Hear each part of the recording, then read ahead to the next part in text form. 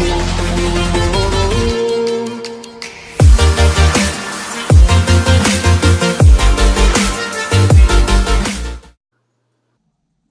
time for the MLS Cup. If you haven't noticed, I'm a huge Sounders fan. I'm going to be slightly biased in terms of this video making, but at the same time, I do want to keep an open mind that Toronto has an equal opportunity of winning this cup as much as the Sounders do, even though in my opinion, and statistically speaking, Sounders are the higher seed. They should win it, but that doesn't mean I can exclude them from the equation and such. So these are my three key statements for each team. So Sounders 3 statements and Toronto 3 statements. If the Sounders are going to win, they have to keep doing what they've done best with these 3 things. If you've noticed in just about all the games that they've had in the playoffs, most of their goals have been done off counterattacks and patience. So for example, both of Rui Diaz's goals against LAFC were off counterattacks. Super quick and easy. Yeah, the defense had like an extra man or two against them, but they were fast and straight onto it. There was also patience as well. Jovan Jones was very patient in terms of waiting for Nico Ladero to come up to the top of the 18, and Nico found his shot when he scored the goal. That same thing can be said as well when RSL was at Seattle, and Rui Diaz was very patient with the ball and playing it back to Nico for Nico to basically just win the game from there in like the 80th something minute. The next part is the defense for the Sounders. I mean, Arriaga played a lights out game. He should be starting over Roman Torres, in my opinion, without a doubt.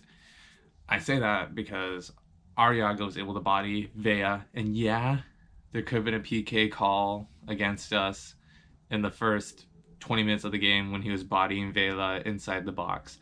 But at the same time, though, that's a physical presence that we need. That's something we've lost when Ozzy left after last season. Arriaga has brought that to the team. Last part, it's Fry just being Fry. Fry has been playing an excellent few games these playoffs.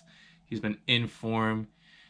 If we forget the Dallas game where he let in 3 goals, he still played spectacular. I should even say that extra time. If he wasn't in goal and we had some other goalkeeper in, we would have been knocked out already without a doubt. I don't want to talk about Toronto. On to Toronto though. And this is just what I got when watching them play NYCFC and Atlanta United. These are the strong factors that I saw that they were doing very well at, and that it gives Toronto a chance of winning the game.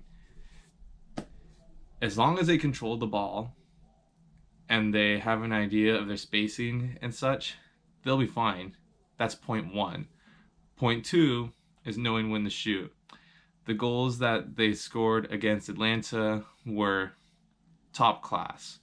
They were able to shoot all outside the 18, a curler and a banger, if I must add on top of that. And if they can control and shoot the ball, they just need to play the space behind the Sounders defense.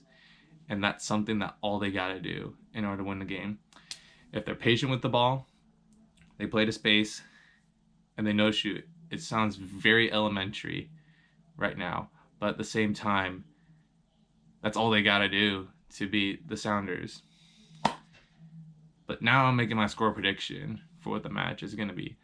I think it's going to be decided by 2 goals. I think both teams are going to score. And if I had to take a guess of what's going to happen, Sounders are going to draw first blood, and eventually the game's going to end up 3-1. That's my score prediction. I don't know if any of you guys, what you guys think of the match and such, what the matchups are going to be. I'm definitely going to be vlogging the match there, so expect a video either that same day of the match or the day after. But have a good one, MLS Cup in a week. Let's go.